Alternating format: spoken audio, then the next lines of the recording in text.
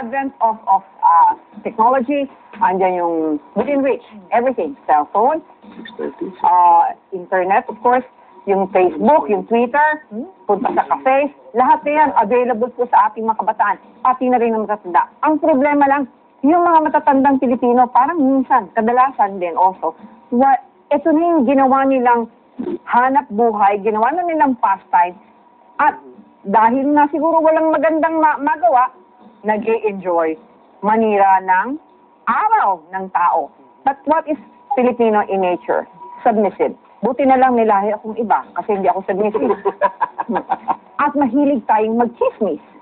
We enjoy in laughing at everyone. Okay? Making jokes of people. That's very Filipino. Pero meron din kasalanan yung nagiging biktima nito. Because sometimes we are not responsible in what we post. We subconsciously court it.